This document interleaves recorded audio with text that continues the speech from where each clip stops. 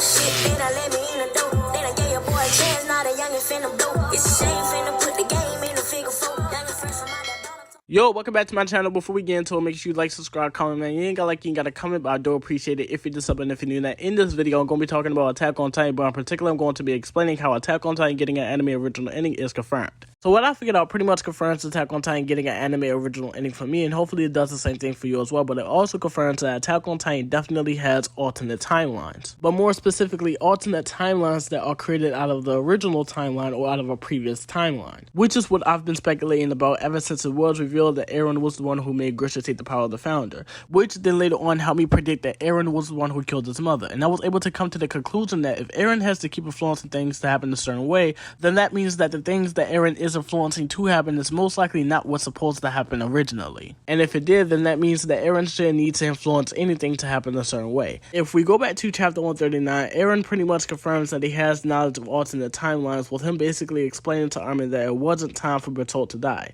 which means that he has to have knowledge of a timeline where Dinah did eat Bertolt to become the new Colossal Titan. And this is something that Eren doesn't want to happen, so he ends up influencing Dinah to go around Bertolt to then eat his mother instead. Which means that Attack on Titan has alternate timelines. Now with me saying that, we now go back to chapter 138 where we get introduced or reintroduced into the See Later timeline. And we end up learning what causes Eren to wake up the way how he does under his tree in the manga timeline, which is him being in the same sitting down position that See You Later Eren was in, and also him waking up to Mikasa saying See You Later. Which is a way to show us that manga kid Eren was reliving the memories of See You Later Eren due to them being sent to him and then him dreaming about it, which then allows him to put himself in the shoes of See You Later Eren and experience the things that he has experienced. Now the See You Later timeline got created due to Mikasa's answer being different towards Eren's question, what am I to you? Instead of her saying the same thing that she says in the manga and also anime timeline, she ends up randomly expressing her feelings for Eren and convincing him to run away with her. Now with us seeing how Mikasa's answer being different towards Eren's question, what am I to you, and how it created a different timeline, we all thought that because of the fact that the anime has already proven itself to be an alternate timeline,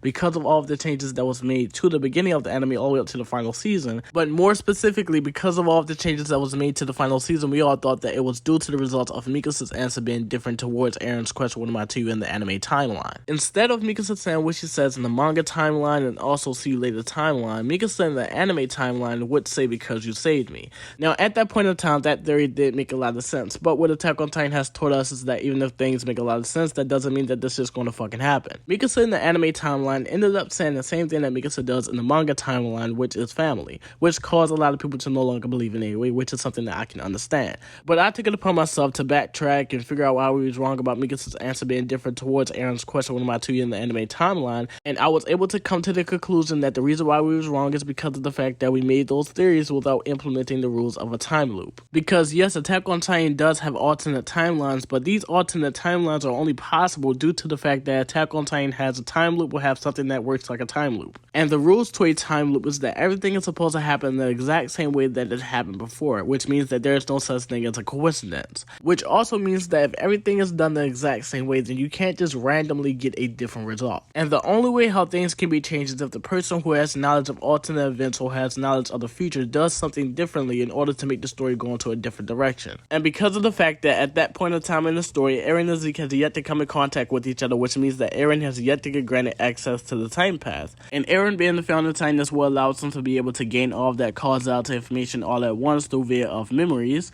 which is what he was talking about in chapter 139. So there is no way that Eren would even think or know to do something different to cause Mikasa to give a different answer because of the fact that he has no knowledge of alternate timelines. So anime Eren ended up asking Mikasa the same exact question that manga Eren did, and also at the same point in time in the story that manga Eren did, which means that anime Mikasa was going to say the exact same thing that she said in the manga, which is family. And for Mikasa's case, because of the fact that she's not the founder Titan or the attack Titan, then there's no way that she can know about alternate events or knows about what happens in the future to even be able to do anything different, at least in this way. Now with me saying all of that, we didn't ask ourselves, if Attack on Titan truly does have a time loop, that means that the anime timeline is following the manga timeline to a certain point, and that also means that the manga timeline was following the See You Later timeline to a certain point. And you have three different versions of Eren asking Mikasa the same exact question and also at the same point in time in the story, then that means that Mikasa's answer towards Eren's question, what am I to you, in the See You Later timeline should have been the same answer that she gave in the manga and also anime timeline, which is family. And if that's the case, then what caused Mikasa to randomly give a different answer? And that's something that I couldn't figure out.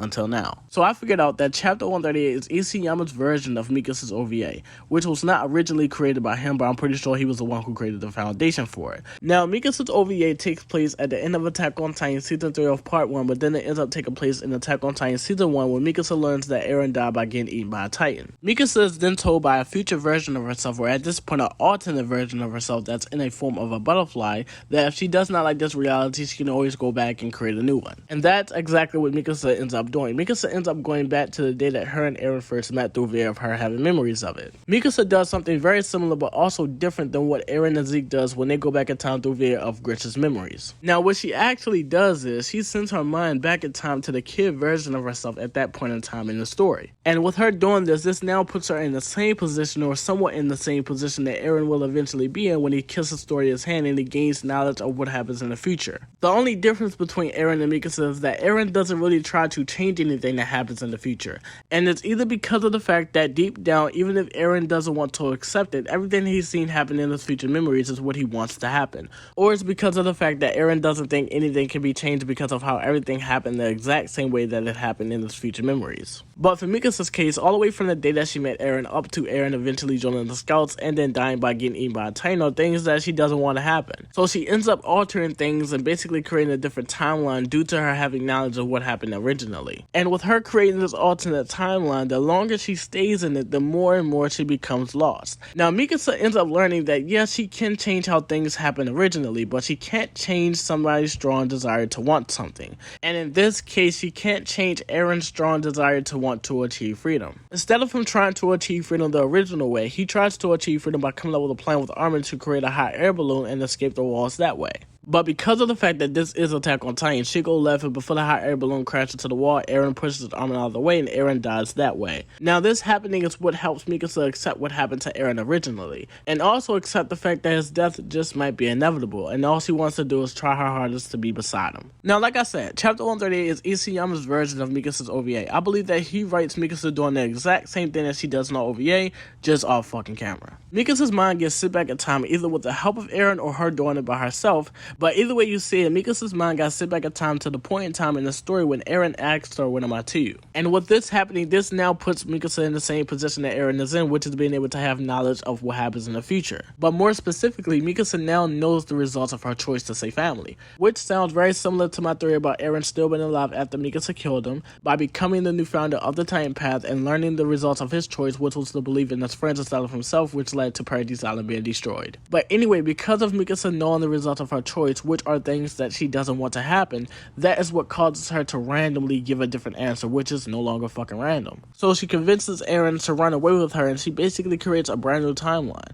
Now, I believe that she actually goes through the same thing that she went through in her OVA, which is that over time she begins to get lost in this alternate timeline and most likely forget where she originally came from. Now, at some point in this alternate timeline, Mikasa, who was once Manga Mikasa, who is now See You Later Mikasa, ends up falling asleep. Now, I believe that Isayama writes Mikasa doing the exact same thing that Eren does before he wakes up under his tree in the manga and also anime timeline. Because of the fact that See You Later Mikasa still has memories of the manga timeline, her falling asleep and dreaming is what allows her to connect to those memories and put herself back in the shoes of her manga timeline self and basically continue where she left off at, which is most likely on that boat.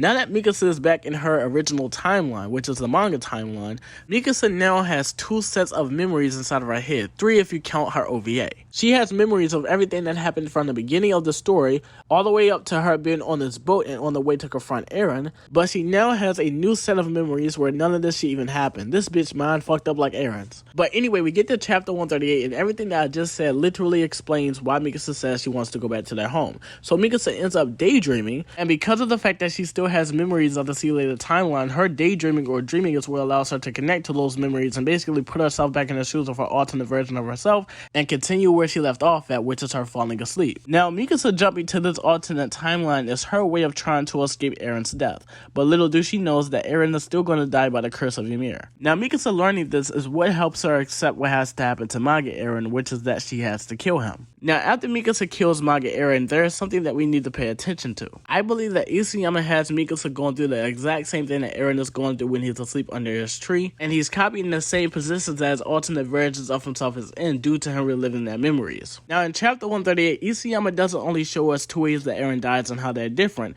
but he also shows us how Mikasa is living or experiencing both timelines at the exact same time. When Mikasa says he related to Eren and then starts to hold his head, I believe that off camera, Manga Mikasa is doing the exact same thing. And then when it shows Manga Mikasa kissing Manga Eren, I believe that off camera, See You Later Mikasa is kissing See You Later Eren. Which means that this bitch is literally experiencing and living in both timelines at the exact same fucking time. Now with me saying all of this basically confirms us getting an anime original ending for Attack on Titan. Because of the fact that this confirms that Attack on Titan definitely has alternate timelines, but more specifically alternate timelines that were created out of the previous one. And this also confirms that Attack on Titan has a time loop, which is basically Eren and Mikasa sending their minds or their memories back to the younger versions of themselves. The only difference is that Eren cannot remember anything until he enters the time path, but for Mikasa's case, she can remember everything. But this is the end of the video. You ain't got like, you ain't got to comment, but I do appreciate it if you did sub and if you're new, and I'm out. So what if the niggas make more? I knew my time would come and had to wait for it. So every night a nigga pray for it. Ain't no going back, the only way is for it. See some people they weren't made for it. They roll it in my real like you